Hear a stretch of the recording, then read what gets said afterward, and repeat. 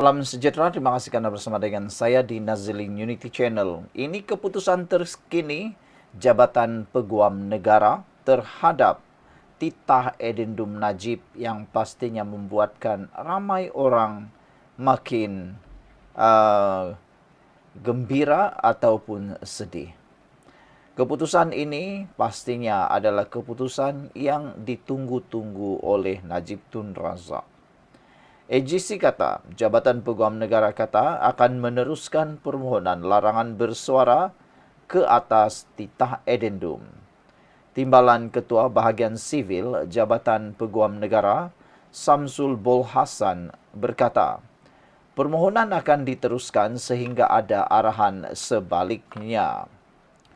Jabatan Peguam Negara akan meneruskan permohonan mendapatkan perintah mahkamah untuk mengeluarkan perintah larangan bersuara, gag order menghalang orang ramai membincangkan titah edendum bekas Perdana Menteri Najib Razak. Berita Harian memetik Timbalan Ketua Bahagian Sivil AGC Samsul Bol Hassan berkata, permohonan akan diteruskan sehingga ada arahan sebaliknya. Pada 13 Januari lalu, Peguam Kanan Persekutuan itu dilaporkan berkata, pihaknya akan memfailkan permohonan perintah larangan bersuara terbabit pada 20 Januari ini bagi melindungi institusi diraja, memandangkan perkara berkenan menyentuh isu sensitif iaitu raja, agama dan kaum iaitu 3R. Semalam jurucakap kerajaan Fahmi Fadzil berkata, Jemaah Menteri tidak pernah mengarahkan Jabatan Peguam Negara memfailkan permohonan itu. Fahmi juga berkata, ia juga tidak dibangkitkan dalam mesyuarat Jemaah Menteri yang dipengerusikan oleh Timbalan Perdana Menteri Fadila Yusof semalam. Pada 6 Januari lalu, Najib mendapat kebenaran memulakan prosiding semakan kehakiman bagi perintah memaksa kerajaan atau 6 pihak lain menjawab atau mengesahkan kewujudan titah edendum Januari 2024. Titah edendum itu dikatakan diperkenan yang di Pertuan Agong terdahulu, Al-Sultan Abdullah Sultan Ahmad Shah, untuk Najib menjalani baki hukuman penjaranya di bawah tahanan rumah atas kesalahan penyelewengan RM42 juta dana SRC internasional Sendirian Berhad. Keputusan itu dicapai melalui penghakiman majoriti 2-1 oleh Hakim Mahkamah Rayuan Azhari Kamal Ramli dan Muhammad Firuz Jafril dengan Azizah Nawawi membuat keputusan berbeza. Justru Mahkamah memerintahkan kes semakan itu dikembalikan ke Mahkamah Tinggi supaya merit semakan didengar dan diputuskan. Selamat petang, salam sejahtera. Terima kasih kerana bersama dengan saya di Nazilin Unity Channel. Satu pendedahan yang pastinya memberi tamparan maut kepada Perikatan Nasional. Rupa-rupanya, tiada pemimpin PN layak jadi Perdana Menteri. Ini sebabnya, kerana semua ingkar arahan istana, kata Puad Zarkasi. Baru-baru ini tular sekali lagi, heboh sekali lagi dalam Perikatan Nasional tentang siapa yang layak memimpin Perikatan Nasional, siapa yang layak jadi Perdana Menteri untuk Perikatan Nasional. PAS kata sudah tiba waktunya untuk PAS memimpin Perikatan Nasional. Sudah tiba waktunya mungkin PAS harus menjadi Perdana Menteri pula.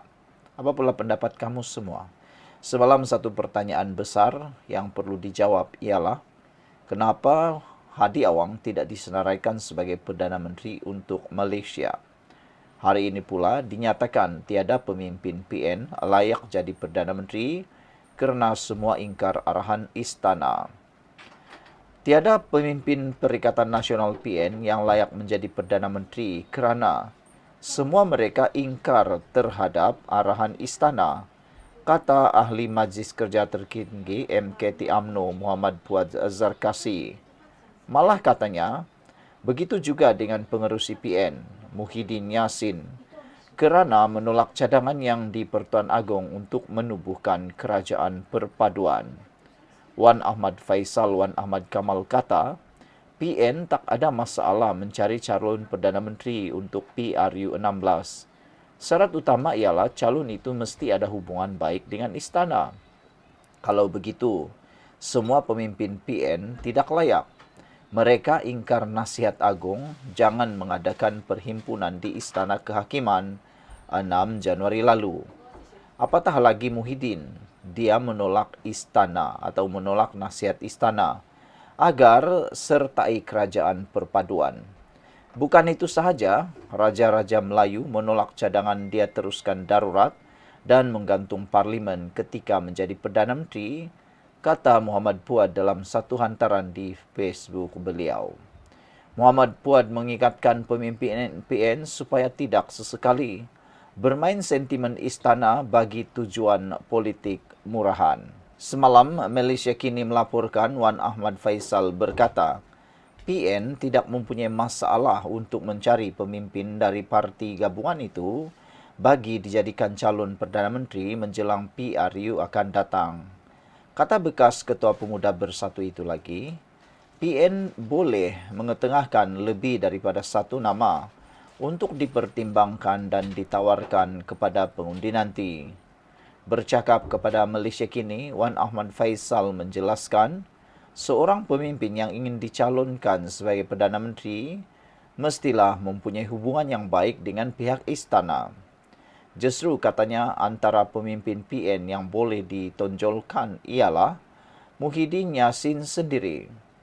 Selain Muhyiddin, Wan Ahmad Faisal turut menamakan Ketua Pembangkang Hamzah Zainuddin, Timbalan Presiden PAS Tuan Ibrahim Tuan Man dan Naib Presiden parti itu sendiri iaitu Ahmad Samsuri Mokhtar. Apa pula komen anda untuk isu kali ini? Mr. Sakau, sebenarnya geng-geng rasuah yang terancam bukannya Melayu yang terancam. Mereka akan membuat apa saja bagi menghalalkan cara, kata Mr. Sakau. Sekian dulu untuk kali ini. Jangan lupa tinggalkan komen anda. Salam sejahtera. Terima kasih karena bersama dengan saya di Nazilin Unity Channel. Persoalan besar hari ini, Mahathir Perdana Menteri kali ketiga menjadi Perdana Menteri ke-11. Semua ini timbul gara-gara satu hantaran daripada Anwar Musa yang mengepilkan gambar beliau bersama dengan Tun Mahathir Mohamad. Dan di dalam petikan gambar itu, dia bercakap tentang Anwar Musa bercakap tentang selamat datang kepada Perdana Menteri yang ke-11 Malaysia, yang menurut beliau tidak mustahil Perdana Menteri ke-11 bakal menjadi penyatu kepada seluruh orang Melayu. Namun netizen menemplak apa yang dinyatakan ini. Kalau betul Mahathir ialah Perdana Menteri ke-11 yang bakal menyatukan seluruh orang Melayu, kata beberapa pengulas politik dan juga mungkin juga sebahagian daripada bukan penggemar Mahathir, kata mereka Mahathirlah yang menyebabkan perpecahan orang Melayu melalui penubuhan parti-parti politik yang berbeza-beza. Hari ini, akhirnya Fahmi Fadzil menyatakan bahawa Anwar Musa boleh hidup dengan angan-angan Perdana Menteri ke-11 dia. Fahmi respon status Facebook Anwar Musa. Kata Fahmi, dia boleh hidup dengan angan-angan dia.